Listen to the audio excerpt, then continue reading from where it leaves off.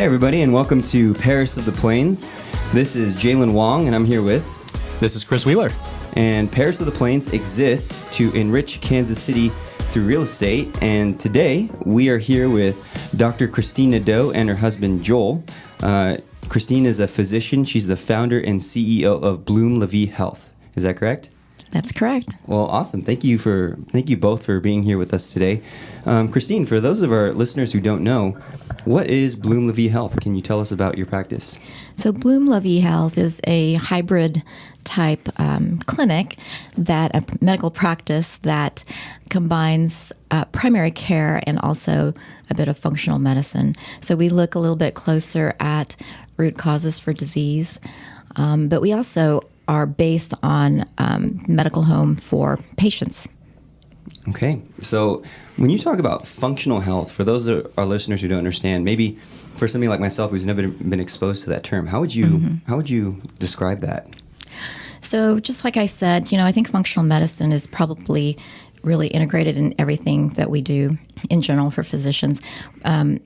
But we look deeper at root causes of disease and try to get to the bottom of why a patient is having symptoms, rather than, cover up or Band-Aid just the presenting symptom.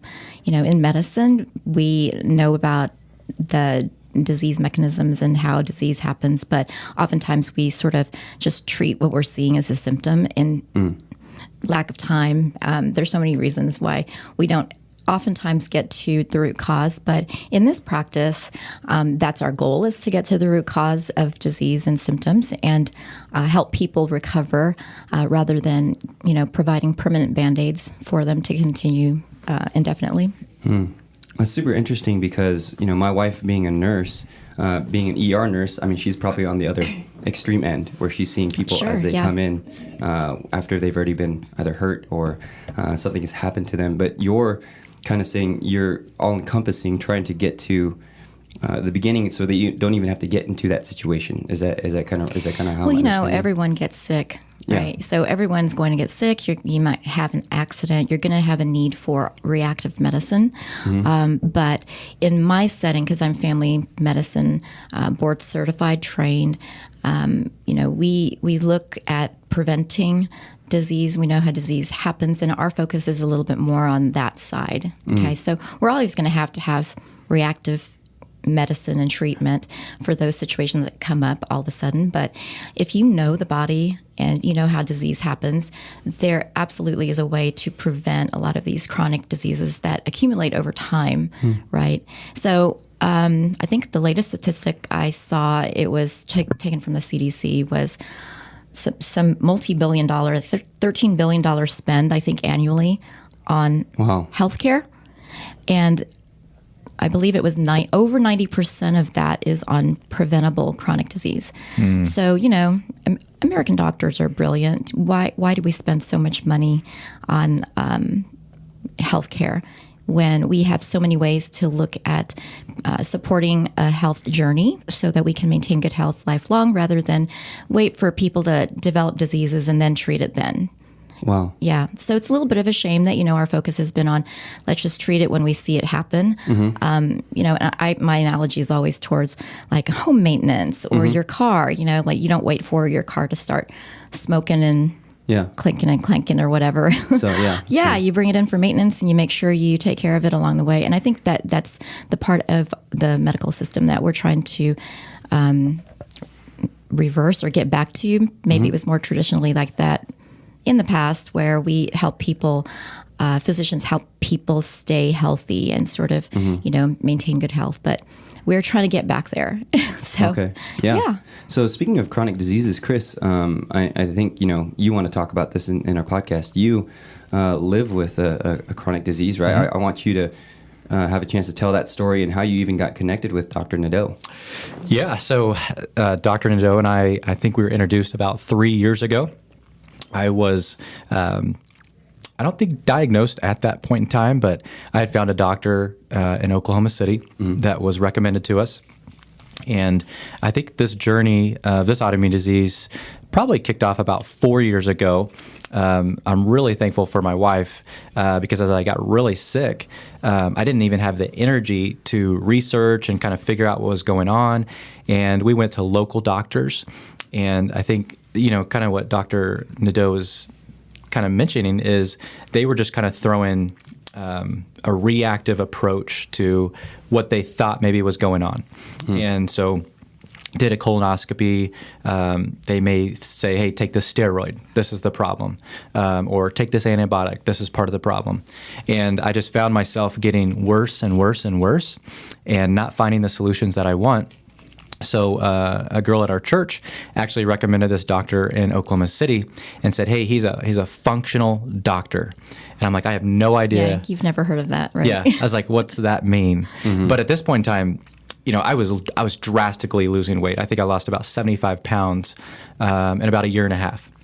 And so I knew these doctors were not correct in their evaluation of me. They would say, hey, you're fine. Like, you just need to maybe mix up your diet. I'm like, no, I feel horrible, right? I'm throwing up. I'm getting migraines every day. I can't go to work. And so there are a lot of issues coming about.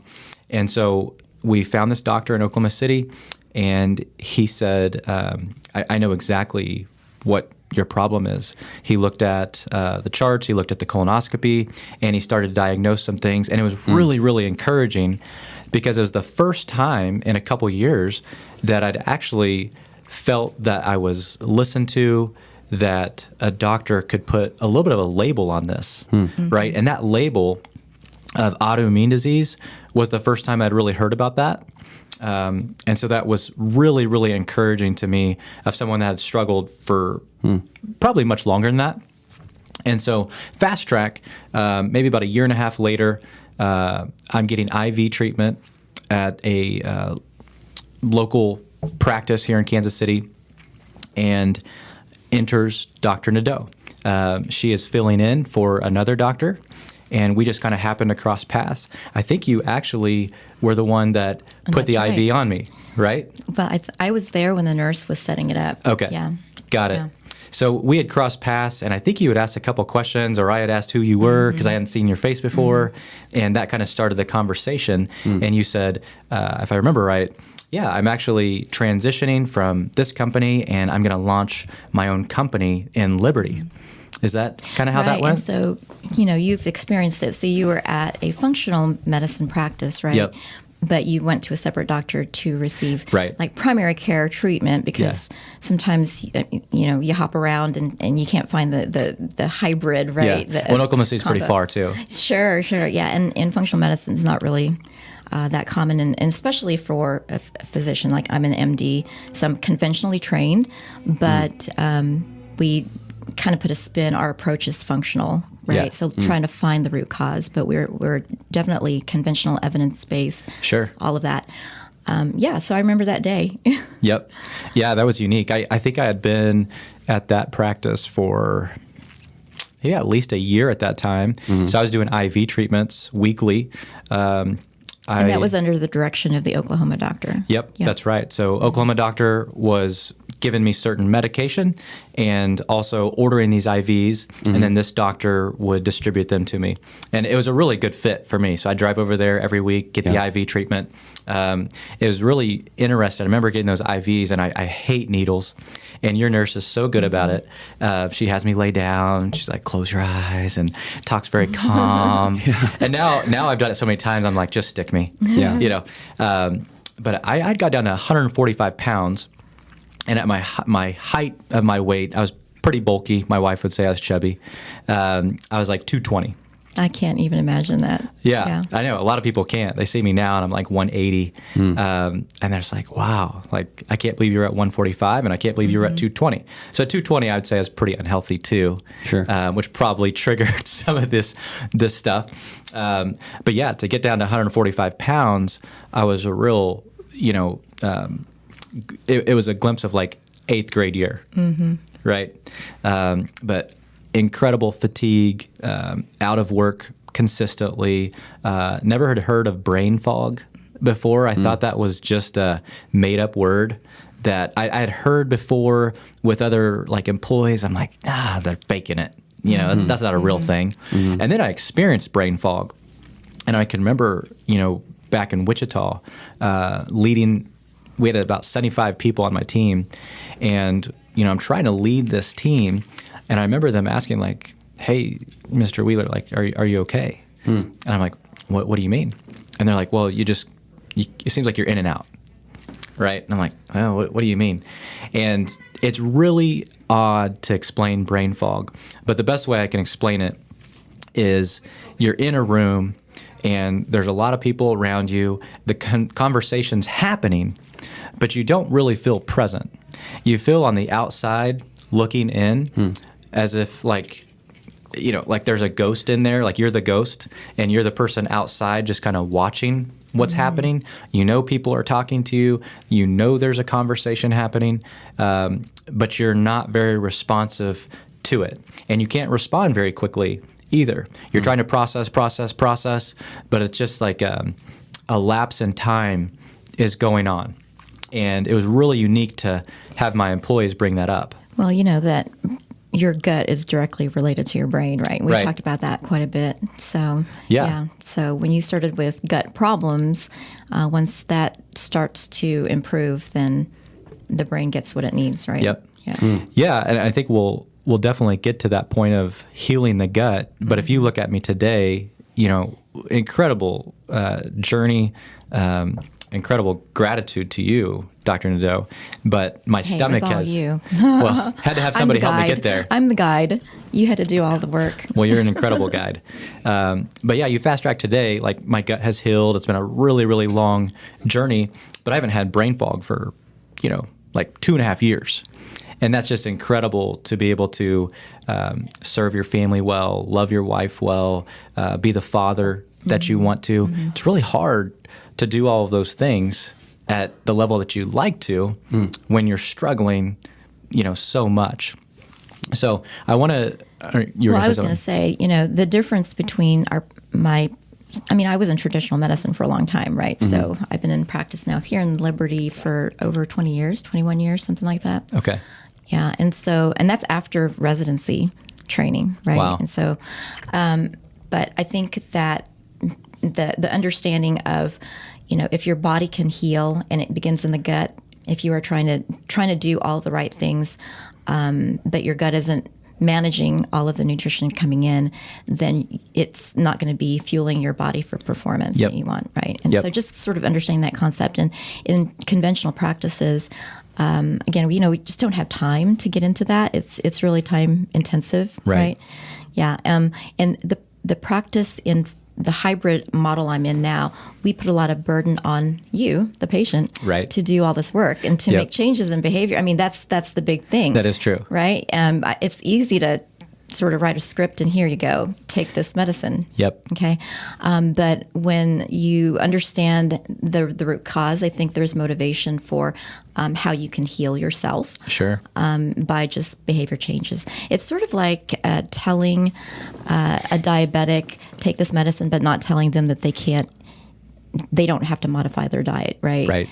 Like just use a chaser insulin, after you eat sugar or something like that, But if people are educated on what they can do to control their own health, I think they would absolutely follow those instructions.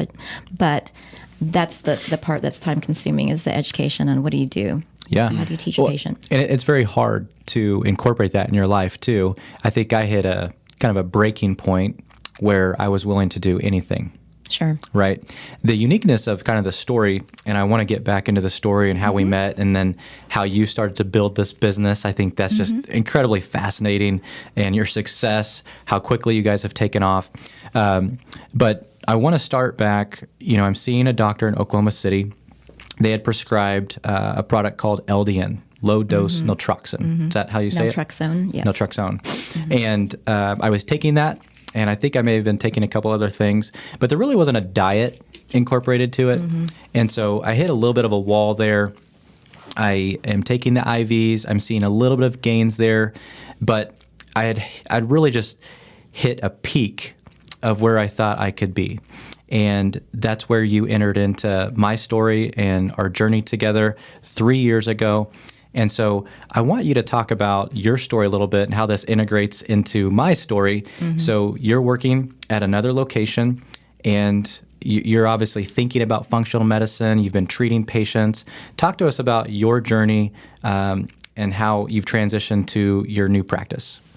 So when we met, I was actually just doing conventional medicine, mostly conventional medicine, getting trained in functional medicine, so that sort of honing the skills in how do you dive deep into the root cause.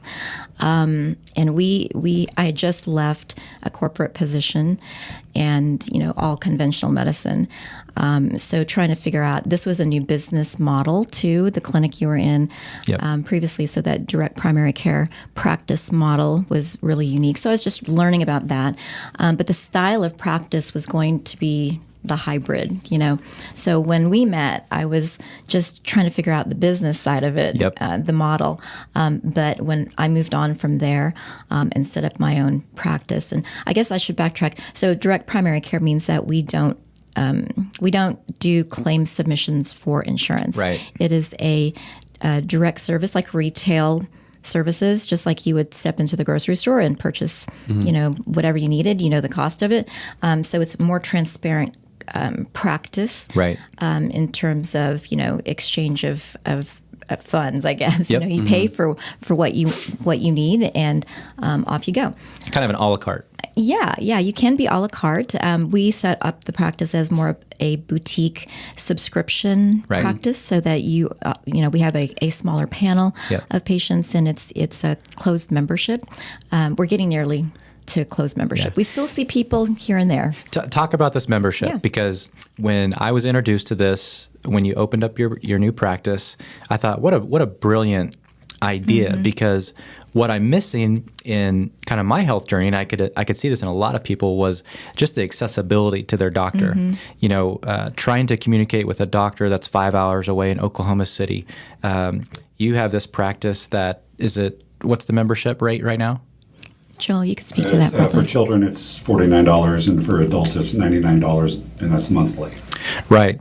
And so with that, I thought, oh my gosh, like I could have a lot of accessibility. We could meet over the phone. We could meet virtually. And we've done all of those. Oh, yeah. So, for me, when we were coming up with the concept of the practice, I thought, because I grew up in a family of physicians, my parents and my siblings and their spouses and nurses and, the works, right? So I thought, it would be really nice for it to fit in my lifestyle too, because doctors are busy. I mean, go, and you take calls at night. And we're sort of tied to this physical space. And these days, I mean, everybody's mobile. You don't want to be in your office. You've got your cell phone. And we had all the devices that we could absolutely do that in medicine, incorporate telemedicine or mobile medicine. But it wasn't mainstream practice at that time. That was pre-COVID. Yeah, that's right. And I started the practice right at the beginning of COVID, but the concept was already there. And so we try to set it up as a boutique medicine, really to overcome one of the main barriers that we hear all the time about why people are lost to follow-up is, man, I got to come back in. I got to pay another copay. Right. I got to wait 3 more weeks to talk to this person and continue my care. And it is difficult when somebody has chronic disease. And you throw the whole insurance in there. Oh, yeah. Our insurance previously, I was just on a corporate insurance, and they wouldn't cover a lot of these things. Right. Well, and a lot of patients don't know that. I mean, physicians you think would know everything about insurance, but insurance is very complex, and there's got to be hundreds, thousands of plans, and variations of it depending on your employer and who's providing the plan, and et cetera. And so, physicians have no idea. We don't get trained on insurance. You come out and you just want to take care of that person. Yep. And so when you're maneuvering in an insurance-based model, you really are employed by the insurance company. You're going to follow their rules, their guidelines, because they're paying the bills. Yeah. Right. And so that does put another challenge in there. So we try to think of, these are the barriers for people to get to their best health. Right. Yep. And if you had access to your doctor as if they were part of the family, because that was always my experience, like my parents, I could say, hey, I need something, and you could get it right away. But the typical person has to wait a long time to be seen. Yeah. You set up an appointment, or you go to the urgent care, but that's kind of a broken system because it's not the person who knows you. So and your insurance throws a huge wrinkle into that process too. Of will they cover this? Will they not cover They're it? sort of deciding for you, right? Even if your doctor makes a decision, they're ultimately the deciding factor whether or not that treatment will go through. So it's like you're asking permission from mom and dad all the time as a physician, right? And so I think a lot of patients experience in the medical system, the way it is now insurance based is just there's so many barriers to it. So when we develop this subscription model, what it does is it removes that pay per item kind of feel. It removes the barrier. It removes a big barrier, and because we have a smaller panel, then the access to me, the time with me, is much longer than traditional settings. It right? is. Like we can take 30 minutes with our visits, even longer. I mean, an hour in some cases when I'm just meeting somebody, we're trying to learn about them. So that's just something that we wanted to be able to bring to the community. That if you have a problem, there can be a different way of connecting with your physician. And we do use all those tools. We can do FaceTime, we can do Zoom, we can text and call. Well, I would say I really valued that time. And it probably gets me pretty emotional. So if I cry about this, I'm sorry. But my journey's been really hard. And to have someone like you come into the picture, you've kind of really saved my life in many ways of just the things that I missed, of being a father. It's like when I got home, I would pass out at like 4:30, 5 o'clock, and I wouldn't wake up till the next morning. So my children are like, where's dad? My wife is like, where's my husband? And that lasted for like 2 years. But to come into your practice and get the type of care, I just want to give an example of what previous care looked like. I'd meet with a doctor, they'd look at me for 5-10 minutes, and they'd say, hey, you're fine. You met with me, and I remember that first time, it felt like much more than an hour, almost, and it may have been. But you really listened, and you were trying to problem solve a history of problems, right? You just weren't trying to treat a symptom. You're really looking at the root cause. And I really valued that throughout our time together because we haven't spent an hour every time together. Sometimes it's 15, 30 minutes. But you always take the time to really understand the holistic approach to all of it. And that means so much to me because it's emotional too, right? And so you're not only a doctor, I feel like sometimes you're a counselor. And so you're helping me get through these emotional times where I'm just like, I just can't do this anymore. Well, I mean, sure, when people feel bad, it's drastic to your life, and so again, we get the story, the deep story, all the details because it matters, your whole, how did you get here, right? I think we went back to, were you sick when you first started feeling crummy? Were you just recovering from something? I mean, or was there something stressful? I mean, there's so many influences on health. And so I think for me, it's understanding the entire person and the body and then your journey. And why is it that now you are presenting with this particular symptom? So there's more to it, Oh, yeah. Yeah. So that, I mean, for me, it's a lot of fun to get to know our patients. And I know a lot of patients are like, why is she asking me this question? How's your poop? That kind of thing. Oh, gosh, yeah. Because it tells me about gut health. I've done a lot of poop samples. Yeah. Or, what are you eating? Or how are you sleeping? And people are just shocked, like, no one's ever asked me about my sleep, or no one's ever asked me about, specifics on what do I put in my mouth? What do I drink? What do I eat? Habits. But all of those things, we know. They make a difference on how you feel, your overall health. Yeah. And I think we're missing a lot of the story and the way to diagnose and help people when we don't get all those details. So it's just, a getting to know you thing that really propels the treatment plan, helps guide the treatment plan. And so I think compared to reactive medicine where you come in and you don't get very much time with doctors. And I mean, I was there too. It's a struggle. I remember practicing in those times where you have 10 minutes to solve a lifelong of medical issues, Right. And you're probably dealing with a lot of patients too. Sure. Yeah. Because you're getting paid per person, per visit. Right. So of course you have to have a high volume if you were a salesperson, of course, if you're getting paid per item that you sell, that's the way it goes. And that's how the traditional setting is. So you don't have time. So it's like 5 or 10 minutes, a person comes in like you, in a traditional setting, a conventional setting, I would have just had to give you something to patch up a symptom until we could meet again and continue our conversation. And it just gets strung along. And, and we've combined a lot of behavior modification, nutrition, sleep habits are improved. I mean, all of that, including also nutrition and supplements, and even layered on prescription medications, right? So it's not just the prescriptions that are going to do it for you. And I know I was frustrated in the old setting of not having the time to really dig deep and help a patient recover based on lifestyle, but only left with, I got 1 more minute left with this guy, and I got to do something. Otherwise, they're going to leave and go, "What the heck just happened?" So here's the prescription to just treat the symptom that's really most bothersome. A little bit of a Band-Aid. Yeah. I mean, you're just forced to do that. You know, you're forced to do that in that setting. But now in our practice, we have time to really kind of get to those root causes and help people recover by correcting the habits that might be contributing. And we always practice with an evidence-based treatment plan. So anything that I would recommend, whether it is a nutrition plan or it's supplement use or a prescription, there's evidence-based medicine behind that. Okay, so it's based on science. Basically, it's not just kind of waving a magic wand at you. It's not fluff. No. And it's actually deep science, I mean, when I was studying functional medicine, I had to go back to the basics like med school. Okay. Because you're thinking about micronutrients and cofactors and where do they work and what part of the cycle of the body.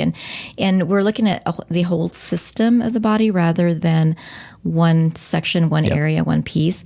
Always being conscientious that the entire body works as a unit. Right? And so it's so brilliant, it's brilliantly designed. We can't even get probably a machine that would be designed as fantastic as our human body, right? And we know there's backup systems when something fails, and that kicks in. And so kind of understanding that your body is self-preserving and there's going to be some sort of mechanism to protect you when you're sick. When people present, you got to remember that so you can kind of troubleshoot backwards.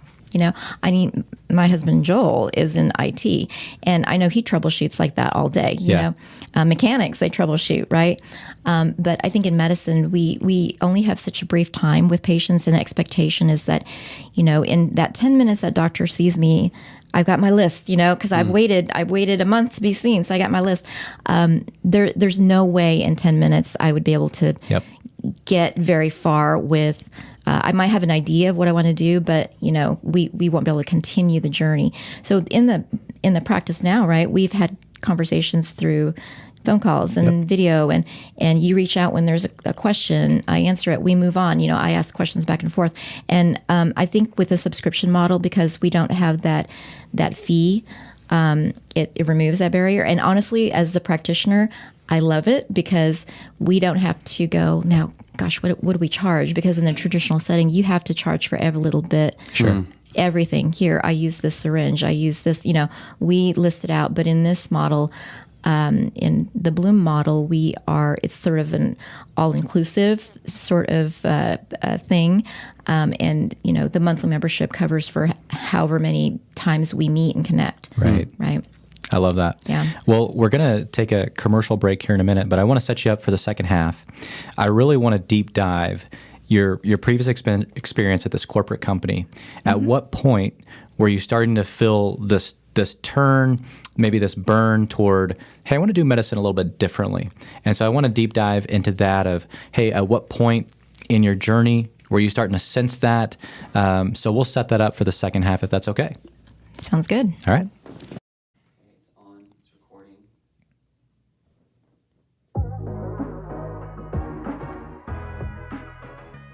Hi, this is Kris Wheeler, owner of the Wheeler Home Team. Our desire is to be the most compelling real estate company in Kansas City. We seek creative solutions to combat a rapidly changing market. We know that now, more than ever, sellers will need our help to get top dollar for their home. That's why we created Seller's Corner. list your house with the Wheeler Home Team, and we will have you on this podcast, Paris of the Plains, to tell potential buyers about all things you love about your home. Then our team will post the link to your podcast episode right in your listing so that it can go to hundreds of potential buyers. List your home with us as we seek to enrich Kansas City through real estate. Call me at 816-562-9940 or check us out on our website, greaterkchomesearch.com.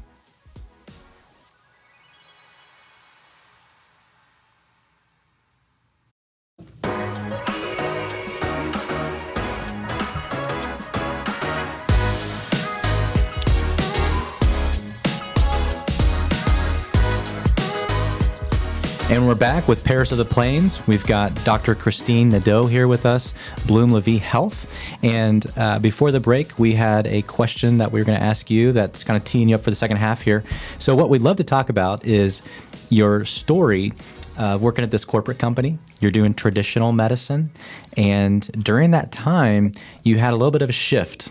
And you're thinking, you're going through some different thought processes of, hey, maybe I want to do something a little bit different. Can you walk us through that journey of what's going on in your mind, in your heart, even your conversations with your husband, Joel?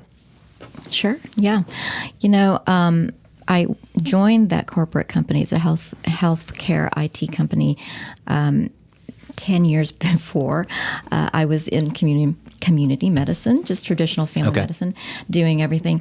And so I shifted over to that corporate setting because it was more of a focus on prevention, so that was more for me. It was fantastic because, it was the start of this medical home concept where you had a team of professionals that were helping you stay healthy, right? Mm-hmm. So that was awesome. And I always thought, man, if I could bring this to the outside community, because really we just took care of the employed folks and their families there. Yeah. So, it was a ideal setting for how to maintain good health. I mean, you got your fitness specialists and your dietitians and all of that in one physical location to support you. What a benefit to the employees there. Oh, yeah. Fantastic. I mean, and that was such a new way of thinking how to take care of folks. It was a switch from reactive medicine at that time. So that was really nice. And so I decided to leave that setting, and it was right at the beginning of COVID. The smartest move, right? You start a new business right when COVID hits. Well, that's when I started real estate. Oh, really? Okay. Yeah. So we started about 3 years ago, and I can remember I started March. I went full time into it. And like March 19th, they announced COVID. Yeah. And my wife was like freaking out. She was like, "Are you sure that you want to do this? You had a really good job." Mm-hmm. And I'm like, "We're in it now. Like we've got to go." Yep. Yeah. And so before COVID, I'd already been considering my options because, I was turning 50 that year, and I thought, it's now or never. I've always wanted to have my own practice where I had more control. We got to time out because if you said you were 50, I don't think anybody would believe that. I mean, you're very young looking. Yeah, I get that a lot because I'm tiny and I'm Asian. Yeah. Now, I've got pretty good genes, so. Yeah, but I'd say so. Again, it points towards self-care, right? Yeah. What are you doing for health to preserve it and continue it. But thank you. Yeah. So I was turning 50 that year, and it's one of those, ages you hit and you go, is this what I want to do the rest of my life? Right.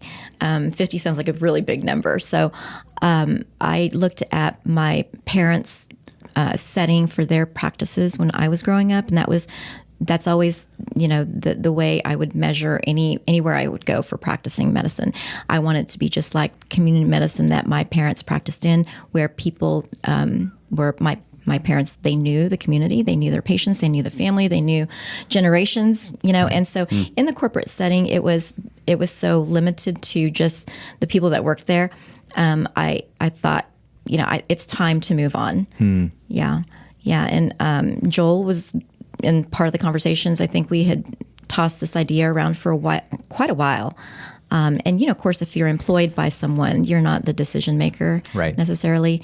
Yeah. And so it was in that setting, it was a little bit of functional medicine, but still definitely an insurance-based type model. Right. Not as strict, but, so I thought, I'd love to just bring this to community because really, you want your doctor living in the community and experiencing the same things that you do with the challenges of staying healthy in that particular setting. Right. And so we just thought, this is going to be a great thing. I wanted it to be a small town feel. Okay. I wanted to know my patients. I wanted people to feel like, man, I've got a doctor in the family I can trust, We have that experience growing up. We can just call someone up and say, hey, I'm not feeling good. What do you think? But most people, it's really a challenge to get care. Yep. Right. And so, so that we just made the switch and decided it was time when COVID hit. I was already doing telemedicine. Oh, really? Yep. For years. Like on the side or with this company? Nope.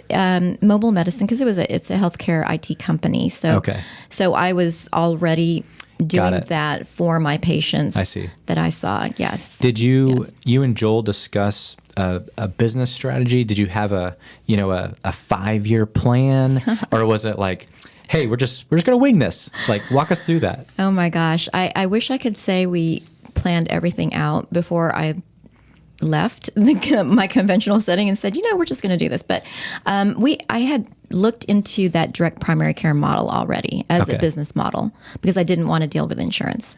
Okay. Yeah. So that was one of the big things. So that was already in the works. So you'd been doing a lot of research, it sounds like. Yep. Okay. Yeah. And this, there were only about 1,200 or so of these styles of clinics in the U.S. That still surprises me, that number. Mm-hmm. I would think it'd be, I guess much, much more than that. It's grown rapidly through COVID. Actually, it surprisingly, direct primary care models grew crazy in COVID. Well, I just think of like the coast. The coast is generally a little bit more trendy than us. I would think like West Coast, East Coast, Florida, places like that would be a little bit more cutting edge than the Midwest as far as having more autoimmune protocols and more practices like that. Yeah, in Midwest, very traditional setting, and your image of just going to the doctor is the same. It's this, okay, I don't feel good, let me make an appointment. Okay, I've got an appointment for a couple of days or a couple of weeks from now, and it's all insurance based. Or you ask your insurance, where can I go? And it's such a big system. Yes, such a big ripple effect of pharmaceuticals and the sales reps and then the doctors. Like it's all kind of collaborative that it's hard to get outside of that model too. Right. Well, Joel, before we hopped on the air here, if you can explain for our listeners, because as I'm hearing things, I'm kind of like the outsider, right? You guys, you've been in the system, Kris, and obviously you guys have started it. So from an outsider, I love how you said that. You've been in the system. It sounds like I was in prison for a while. Oh, sorry. Yeah, you not as incarcerated, but in this model, I should say.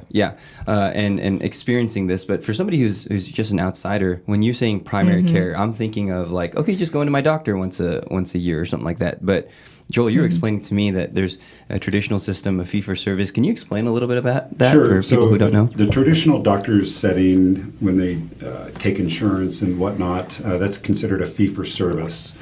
So everything you do in that doctor's office for each visit is charged. Okay. You get a fee for service. So with the direct primary care model, that monthly subscription gets you in to see Dr. Nedeau or Christine as many times and as often as you need to without an additional copay. Yep. Certainly there are some procedures that she does that have a cost, and we just pass that on to the patients. Right. But other than that, when you come see her, you're not bringing out your credit card or your checkbook every time. Yeah. So I think that's important for people to understand, though. Absolutely. Because and I think the point of that is if you have insurance. So as a physician, like I said, I was not trained on insurance at all. We didn't even talk about it when I was in training. They probably do now because insurance is so big and you have to know it. But I was just ready to see patients. Yeah. So when you get out, you're told now you credential. And credentialing means that you basically sign up for all these insurance plans to be listed as a physician, a provider on their plan, right? And so, you've had insurance and you go and you look at the list. And so who that's we can choose to exactly. go to. Yeah. So when doctors start practicing, they credential on all these insurance plans and make themselves part of that, one of the providers for services. But that means that plan has specifics of what it will cover. Correct. And so, as a physician, I was like, I don't know what that meant. I just said, okay, our next step is credentialing. And then you enter the system of insurance. And the thought was, you can't practice unless you do that.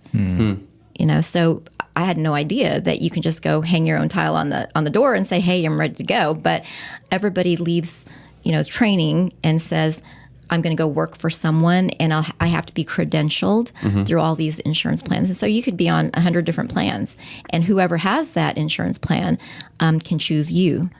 So you're really following the insurance plan guidelines and what they'll pay for, et cetera. So that's how doctors get paid, is through the insurance company. And that's why, you have to submit a claim, and that claim has to go to the insurance, and they'll argue back and forth and so forth. And, eventually the doctor will get their money and that revenue cycle is very long, So it's sort of like putting your stuff on a credit card, all the services on a credit card, but you don't know what is being charged on it and how much you're responsible for until maybe 3 months later. Right. Yep. Yeah. And so I think most consumers aren't as savvy with their insurance, details and how their insurance plan works. So everybody is different. Every single plan is so different.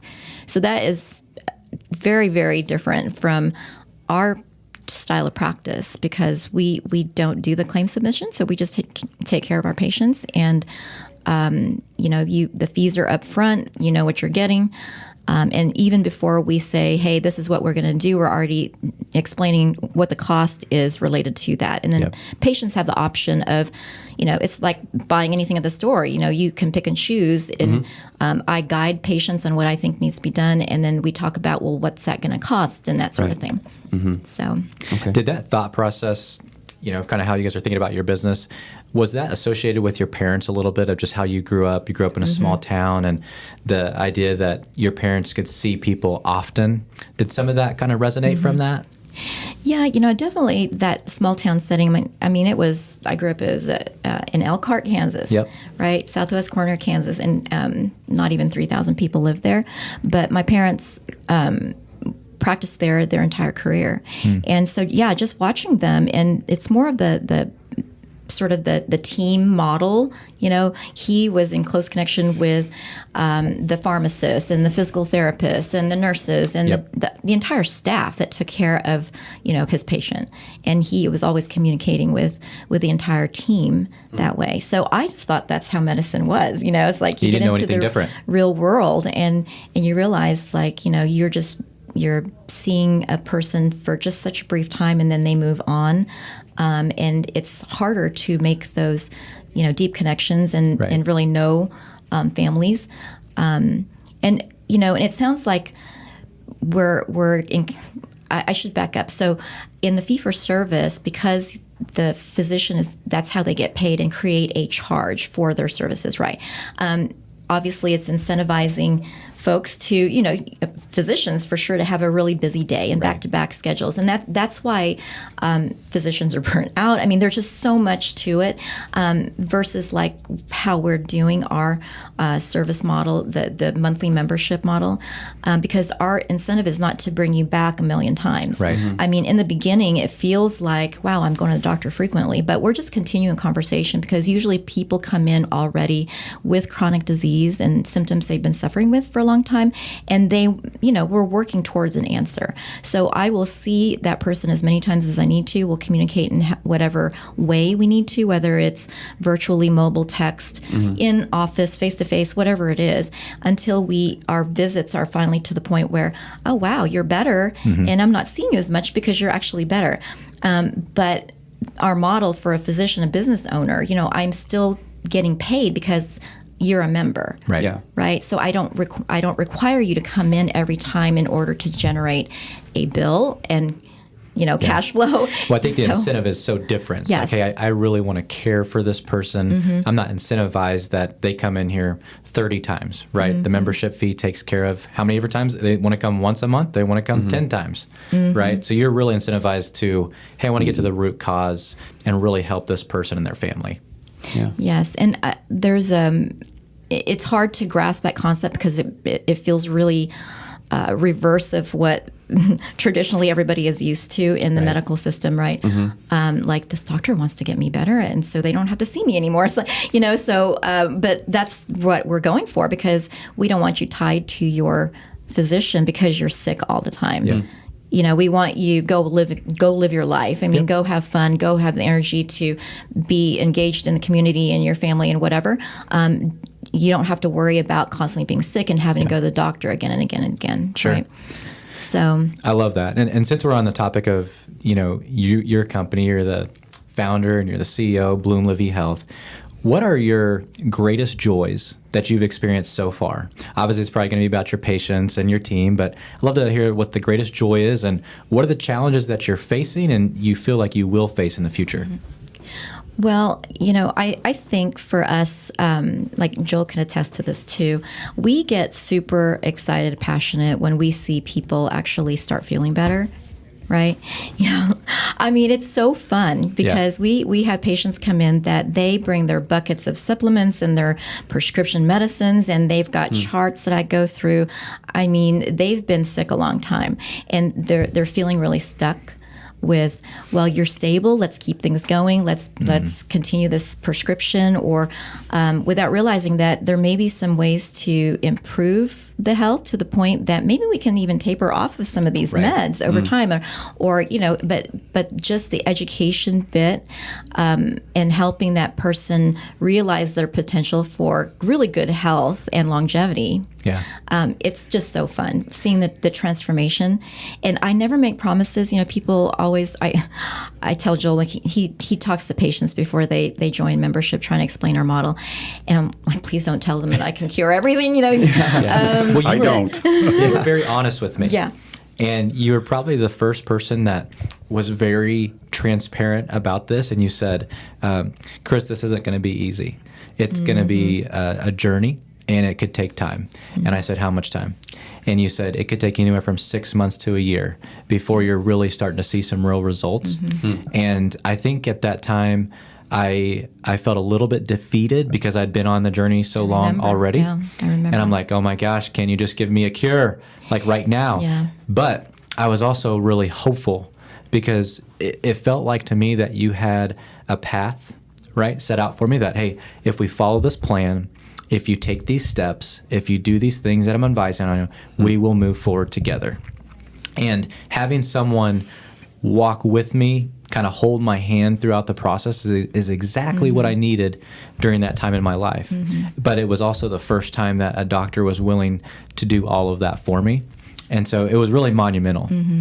Yeah, I mean, that's great. I mean, we get our energy from, helping folks like you. I mean, and I say a lot of people come in with chronic illnesses like you, but there are definitely people that, like you, Jalen, that are like, why would I go to the doctor unless I'm sick? We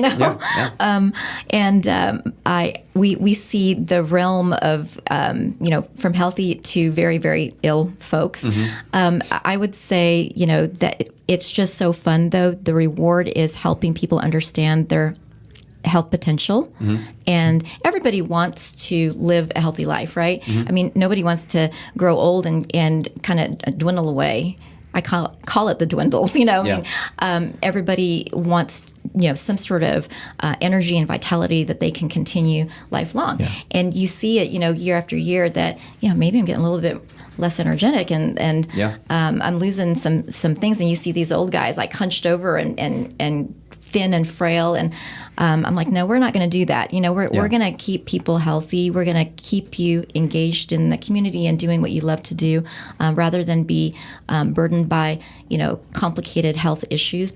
And most of that is really just what are the habits, what are the habits? So for somebody like you, Jalen, it would be, I actually look at all of the health conditions and potential for inherited conditions and help that person understand the risks for disease, you know? So I would ask you a lot of questions about your family history, and if you've not had some basic looking under the hood kind of thing, right?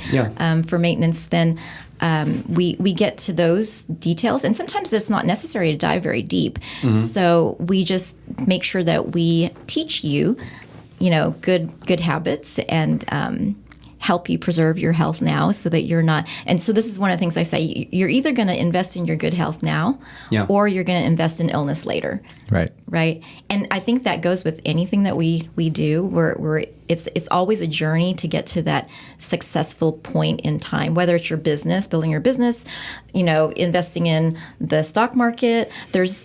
It's time, and it's kind of just sticking with it. And actually, that's why we are named Bloom La Vie Health. It's because it's about resiliency and sort of sticking to this path. Like, you can come back from these minor things that set you back with your health. Is that what that means? Yeah, it actually resilience? is. Yeah. Well, no, it's Bloom La Vie, bloom for a flower, right?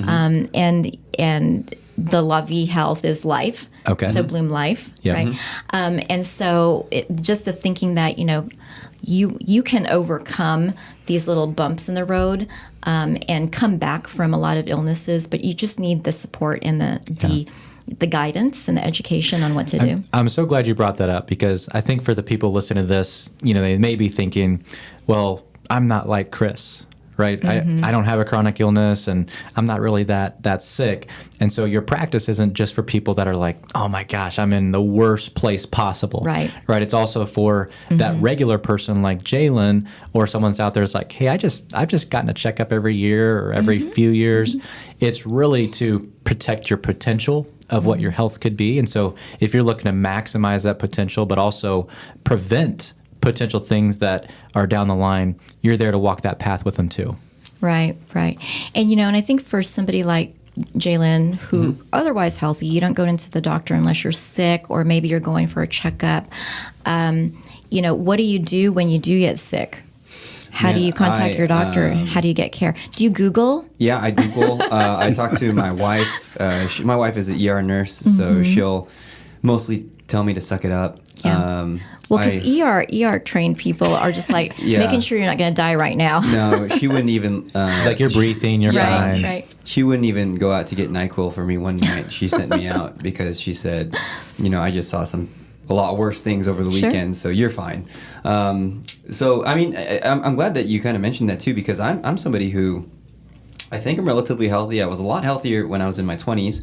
I started eating a lot more Taco Bell, in my 30s. But now, when I go to the doctor, I go maybe once a year because my wife either forces me to, or because of my allergies. Recently, we just applied to foster children, so they required me to go to the doctor. But I kind of go to the doctor if I have to, if I'm forced to. And if I get sick, I'll usually just take some NyQuil, take some Dayquil, and, rest. So I've never really had, chronic problems. I've never had deep health issues, but I'd love to just say, hey, if you were kind of intaking me as a patient, what are some of the things that you would say I need to know as somebody who is relatively healthy? I know you mentioned family history and all that stuff. Yeah, I would definitely ask about family history to see if there's any trends there that we should be aware of, and what is your potential for developing problems down the road, because we want to maintain you in good health where you are now, right?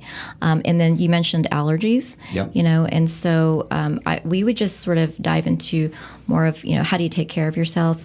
And I always look for the potential for, are there risks that I can help you understand and put you on a different path, right? And it just like in, any other business, like if you were on some journey and you could talk to somebody about, hey, do I want to hit all the bumps in the road over here, or do I want to maintain a really smooth path? Right. And most people don't ever evaluate their health in that way, the health journey, and aging. They don't evaluate it like that, But if you had a guide that said, hey, to maintain good health and not get sick and end up in the hospital when you're, and break a hip and, get osteoporosis or something, cardiac disease down the road, what do I need to do? Yeah. not until you get there and you start feeling bad and you already have maybe diagnosis. Yeah. And so we're hoping that we can kind of lead the way for sort of turning that idea around that you can do something different for your health. Yeah. You actually have control. So you're saying for somebody like myself who's I'm 34 right now, I'm in my mid 30s. I don't have any huge problems that I'm aware of right now, but you're saying it's almost integral to get started now so that when I'm 40 or 50 or 60, I'm not, just in a miserable place. Is that kind of what you're saying? Exactly. Yeah, and the analogy to the vehicle, right? Right. Yeah, you want to make sure that you are, checking all the fluids and everything else, the tires, just taking a look and making sure that you can see, just like with a tire, you can see it's wearing thin. If you weren't looking at that, then you're stuck on the road changing a tire, right? Yeah. I'm going to give a perfect analogy for this, my wife and I. Yeah. So I grew up with a dad that worked on cars. He taught me how to work on them. So I know how to change oil, I know how to change a transmission, I can work on a motor, I can do a lot of different things. My wife grew up with parents that kind of, I would say they bought throwaway cars. And what I call that is, it's a car that was built for you to drive it maybe 100,000 miles and you throw it away and you buy the next one. My dad was more of the, hey, we're going to maintain these cars. We're going to drive them for a long time. We're going to maintenance them. And so I've carried that into our marriage. And it's really unique to watch it because my vehicles that I drive, I've driven my Chevy Silverado for 6 years. I've never had a problem with it. But I maintenance it a lot. Right, I pay attention to it. I get the oil changes. I rotate the tires. I take it in when I'm thinking something's wrong with it or it's making a noise. I'm always on it. Now, my wife, on the other hand, she's had her van since 2015, so 7 years, and it's had a lot of problems. We grew up very differently. Right, yeah. Right? And so when hers is making a noise, she just kind of ignores it. Right? It's like, it's fine. Until it's at the side of the road. Yeah. Yes. And the funny thing about it is I'm constantly, not constantly, but there's been several times where I get a call from Amanda and she's like, hey, can you pick me up? Yeah. And I'm like, oh, dang it. Like, why can't we just maintenance this more? Why can't we take care of this thing? And then it's always like the worst time. It's like I'm at a baseball tournament and I'm coaching East, and this happened like couple of months ago. I was actually getting ready to go into the game. Easton's playing, and I told the other coach, like, hey, you're going to have to coach. Amanda called me. It's an emergency. She needs me to pick her up. And I'm just so frustrated at that moment because I'm like, these things are happening. Why couldn't you just take it to the mechanic like I've told you many, many times? But I've realized that she's grown up so different. She's not really used to that. Yeah, and I mean, that's the analogy because when men come in and they have they say they're great and they've been healthy until now, but it's like, well, dude, you're 52. You've not been to the doctor. You've never had a health maintenance. You have no idea how healthy you are. And I think it's scary for people to dig deeper but for me, it's like, well, let's just dive in and make sure we understand the risks because wouldn't you want to avoid getting sick or having a risk? Of course. So, and we'll talk about you talk about, Kris, when you're just the way that you're raised, I'm sure people who are used to conventional or traditional medicine, like if I'm going into the doctor, I expect you to give me a prescription or to give me something. And when that doesn't happen, I think of my last visit to my doctor. I went in, he did a blood test. He said, hey, continue taking your allergy medicine. He asked about my asthma that can flare up with my allergies. It hasn't for the past year, so I said, hey, I'm fine. And I left, but I left kind of with the feeling of like, oh man, you didn't get a script. Yeah, right? like why did I even have to do this? I'm fine. So how do you overcome that with somebody like myself who's been conditioned to believe that every time I need to go in, I need to go to the CVS and get this thing. Right, How do you deal with that? Yeah, that's a great question because that is where most people come from. And I think it's education. When we brought this bottle to Liberty, that was the biggest hump to get over was educating what is our value in the community? How are we different than the traditional setting? Why do you need us? Why would you need us? But for somebody like you, I think that when we want to just preserve health. And so the idea is that, again, back to the car analogy, is that, we don't want your engine exploding before you say you go bring it into the mechanic and then overhaul the entire thing. We want to be definitely proactive about maintaining good health, because we want longevity. You want to be active and engaged in your community and with your family for as long as possible. And that's a possibility. And I think we just start showing people and demonstrating to people that, there is a different and a better way to treat your body. And there's things you can do that are under your control, rather than sort of moving along the path without, you're just going to get sick someday or something, accepting that. But there's so many things that we can do to help ourselves maintain our good health.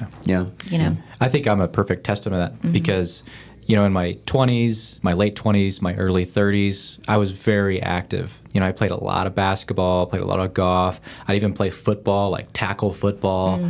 I did a lot of things that were very active things. And it never occurred to me that I would get this sick. Right. I just always thought I'm going to always be healthy. I work out a ton. I play pretty high-level basketball. I'm just an active guy, and this will continue probably into my 50s, right? And then I'll start to slow down a little bit. Right. But then, to me, it was like out of nowhere. To a doctor like yourself, you probably say, well, you probably had some signs there that this was going to, at some point happen. Well, and even just looking at family members, Exactly. What is your potential for developing chronic disease? Right. I mean, in my setting, I do genomic studies. We dive really deep into potentials. And like I said, not everybody needs all that advanced testing. But when I do the intake for patients, we have a sit down just like this around the table. I ask the questions that help me figure out like what is the risk and which direction should we go, because we want to keep you on the healthy path. And so I might make some suggestions and say, well, because of your allergies, or this family history, I'd probably get this additional study, but there's some basic things I'd want to know yearly.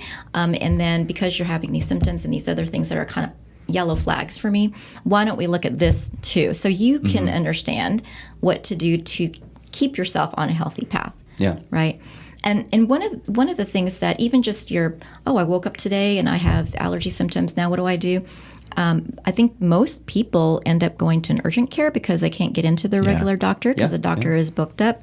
And so in our setting, we're hoping that we're the go-to people for those situations as well. And we can just talk to you on the phone and say, hey, these are some strategies, get on the phone and or a video call, and it's easier to connect with your doctor. So we might be able to avoid those urgent care visits because we could answer your questions. Because really, the reason people go to urgent care or emergency room is oftentimes because they're scared that it might be something bad, something life-threatening, and they're at a loss of what to do. So they're Googling, and which is always bad news, So it's going to show you everything you could possibly die of right now. You probably die right now. Oh yeah, maybe absolutely. not the best. So it's much better when you can connect to the doctor who knows you, and just my brief conversations with folks about what symptom they're experiencing now that came on all of a sudden, they're like, oh, okay, that's all it was, and I can do this. So we put them on a plan, and say, hey, these are some things you can try at home. Let us know tomorrow, give us a call, let us know what's going on. And then we move forward like that, but it can keep that person from heading straight to the ER or straight to the urgent care too. So, so for healthy people, there's still value in connection with your personal physician, right? Yeah. There's still a lot of value. For chronically ill people, for sure, there's even more value for having a relationship and a connection with a doctor who actually knows you. Yeah. So that's awesome. I'm so grateful that you came on. And, for someone like Jalen or Jalen himself, he's probably going to sign up here shortly. But if they're in Jalen's situation or they're in my situation, how would you recommend that they get in touch with you via email, phone number, website? Joel, do you want to speak to that a little bit? Sure. So our website is bloomlaviehealth.com. We're also active on Facebook and Instagram. no Twitter or any Pinterest or anything. It just doesn't apply to the practice. But and our phone number is 816-408-3717. You can call us anytime. Awesome. That's awesome. Well, I just want to thank both of you for coming on. And Dr. Nedeau, I want to thank you because you've really given my life back. And I think my family really thanks you. They're grateful for you. And so I know you're going to say, hey, it was you, Kris. But I couldn't have done that without you. And so I'll always forever be grateful for you. You're so welcome. I appreciate that. Yeah, that's why we are doing this. And we hope that we can, help other people get to their best health and maintain health lifelong. Yeah, I'm confident you guys will. Thank you so much. Awesome. Thanks for having us. Thank you for listening.